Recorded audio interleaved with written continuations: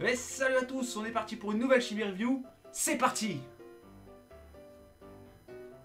Faudrait lancer l'intro là, ça commence à devenir gênant.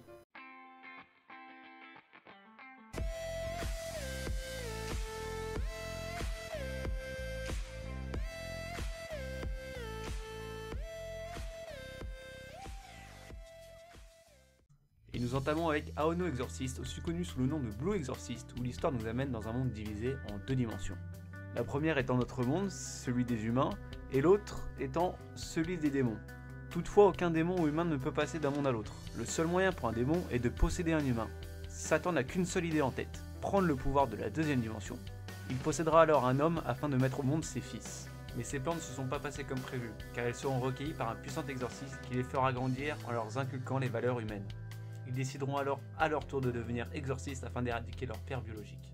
Je tiens à préciser que cet animé date de 2011. Alors oui, vous allez me dire, bah pourquoi tu nous présentes s'il est aussi vieux que ça, connard? Et je vous répondrai en 3 points. 1. L'animé a beau avoir 5 ans, il a pas mal vieilli. 2. La saison 2 va sortir le 6 janvier 2017. C'est aussi une des raisons pourquoi je le fais. Mais 3. La raison principale, c'est que c'est mon animé préféré. Sinon, pour vraiment argumenter, je dirais que c'est un très bon shonen de par ses séquences de combat et de comédie. Mais ce qui fait son charme, c'est que l'auteur arrive à vous faire ressentir la colère ou la tristesse à travers des scènes dramatiques, malgré les grosses doses d'humour présentes dans l'anime. En plus, la première saison ne fait que 25 épisodes, alors je ne sais pas ce qui vous retient d'aller le regarder. Et passons maintenant à Rainbow. Rainbow raconte l'histoire de 7 adolescents se retrouvant en maison de correction. Une fois arrivés sur place, ils se rendent compte que ce n'est pas le paradis, mais plutôt l'enfer. Les gardiens sont pourris et avec l'aide du médecin, essaient de tuer et profiter des détenus.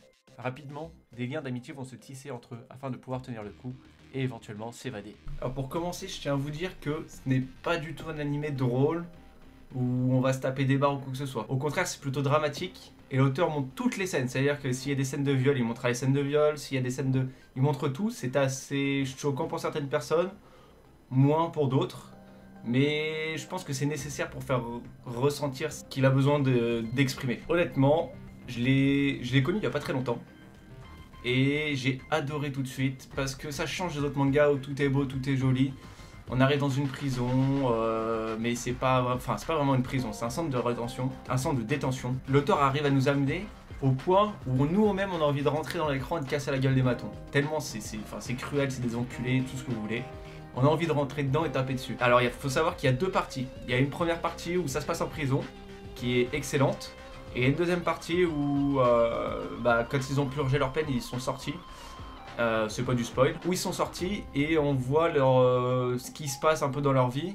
Attention, encore une fois, c'est pas tout beau, tout gentil. Mais c'est aussi intéressant, mais j'ai quand même préféré la première partie. Donc je vous invite quand même à aller voir ce manga, car il est vraiment, vraiment excellent. Si vous en avez marre aussi de regarder les trucs, toujours les mêmes shonen ou quoi, celui-là sort du lot et il faut vraiment aller le regarder. Et voilà, c'est la fin de cette Chibi Review. Si tu as aimé, n'hésite pas à t'abonner et à laisser en commentaire ce que je pourrais améliorer pour les prochaines Chibi Review. Sur ce, ciao!